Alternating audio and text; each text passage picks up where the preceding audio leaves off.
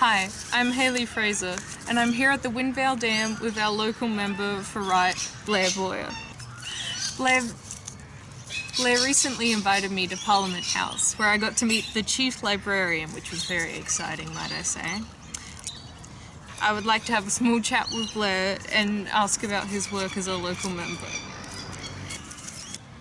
Blair, I would say no 2 days are the same for you as a local member. Could you tell us a bit about what you do? That is very well put, and that's right. That's the thing I think I like most about my job, is that no 2 days are the same.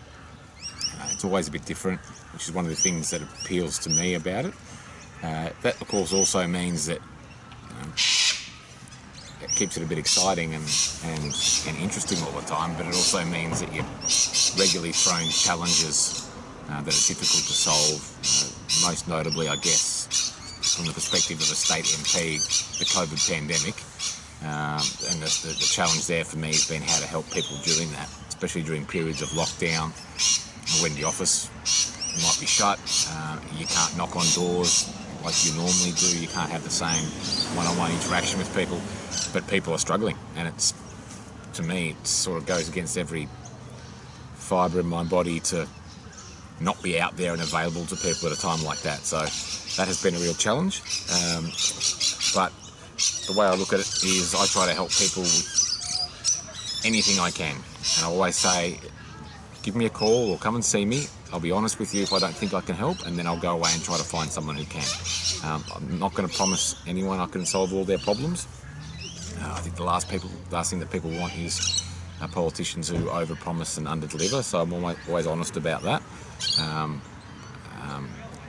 But I'm sort of confident that I can find someone else who will be able to help them with their issue if I can't. But it's always, I think, the big challenge for MPs is to encourage people to actually seek their help, because many people are like, why would I bother calling my MP? Because either they think all politicians are dubious, or they just question whether or not they'd actually be able to help with their issue. So that's the sort of the first bridge to cross with people. It sounds very challenging. It was quite funny you brought up COVID, as I was going to ask about. Good segue. What other challenges have arisen because of COVID? So, so like I said, the first one is how to help people. That one I have found frustrating, because the usual avenues that you would take to help people are not really available to you. I guess also just being present to the community has been harder, because a lot of the community events that are sort of the bread and butter of a state or federal member of parliament, so school graduations or sporting events or presentations, which are of course great opportunities to go along and celebrate success in your area, whether it's people winning medals for footy or students being acknowledged for academic success. They're great things and they're taken away, but even more importantly probably they are opportunities to meet people in your community that you represent that you haven't met before, and sort of just break the ice with them so that they are comfortable in approaching you for help down the track. I always notice that works well. People are more likely to approach you if they've just had a small chat with you about something before and realise that you're not a innately terrible person.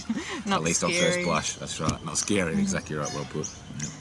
What are some of the challenges for youth in the local area with education and mental health? Well, massive. The mental health one, I must say, is kind of overwhelming. One of the most some of the most sobering stories that I've heard since being elected are teachers, psychologists, social workers, school chaplains, pastors, telling me stories of primary school age kids with suicidal ideation, which sort of knocks you for six, but it's a real thing and it's happening out there.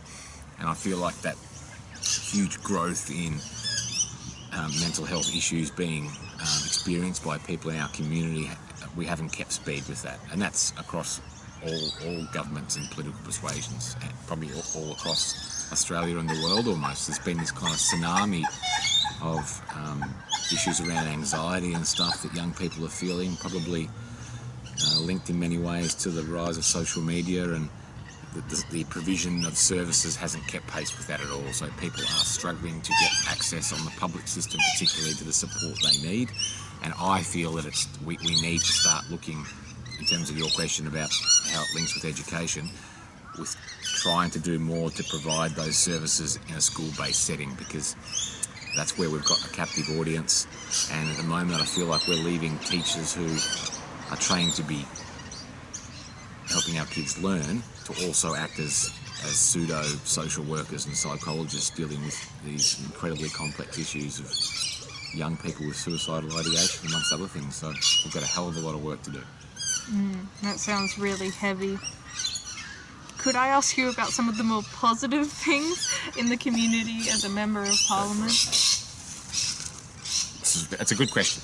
And you're right, I think it's easy to focus on the negative stuff because that's what the media focuses on and it's supposedly more newsworthy. And there are a lot of positive stuff which happens in the community. And just to go back to COVID for a second, I've always looked at it as the kind of an enormous event which brings out both the best and worst in people. So you see, people hoarding stuff from supermarkets and fighting over toilet paper in the supermarket aisles, and you think, oh, well, that's the worst of humanity. But then I've heard in my travels and speaking to people on the phone, lots of fantastic stories about people looking out for each other and people going above and beyond to send things to neighbours, and these great stories which aren't really coming to the fore in the media because they're not as newsworthy as the fighting over toilet paper stories, but there's lots of great stuff out there. Honestly, it's in the volunteer groups particularly though, Hayley, I would say that I hear the most heartwarming stories about completely unheralded long-time volunteers. Things like Meals on Wheels is a great example, who spend a lot of their week driving around the community visiting usually elderly people and delivering their meals to them. And the meal, of course, is incredibly important because they're often not in a position to be able to cook for themselves. But this is, in many cases, the only human interaction that these people have every day, and they build friendships with these people. And it can be really emotional because one day you hop in your car to go and make a delivery, and Mrs. Smith is no longer on the list, and you learn that she might have passed on. So you're in people's homes, you're seeing the impacts of social isolation for people as well. It really brings you back down to earth, but without these volunteers giving their time, these people are not only not being fed, they are having no social interaction with anyone. So there is some really great stuff happening out there that I always say to young kids at school events where I acknowledge school volunteers, is that you guys need to understand there's heaps of stuff at our schools and hospitals that you probably think is done by paid people, that is done by volunteers. And one day you guys are going to have to be the people doing that volunteer work because there is just so much that we take for granted that is done by volunteers, and they are great positive stories that are worthy of acknowledgement. The other reason I'm here today, which is very, very exciting, is I'm here to launch Hayley's book, Something a Little Different. It was very exciting the day I met Hayley's family and heard that we had an author in our area, especially one so young at one of our fantastic public schools who is producing work that is being used in the Premier's Reading Challenge in Victoria currently, and I hope very soon to be used in the Premier's Reading Challenge in South Australia as well. And Hayley asked me to come along today and launch this book. That is an enormous honour for me to do. Education was the issue that motivated me to get into politics and join a political party in the first place. To me, absolute bedrock issue, and I'm hugely proud of Hayley and that I get to represent her in Parliament, and that she is producing something like this which has her own very unique style and perspective, which makes it wonderful. There's nothing else really like it out there.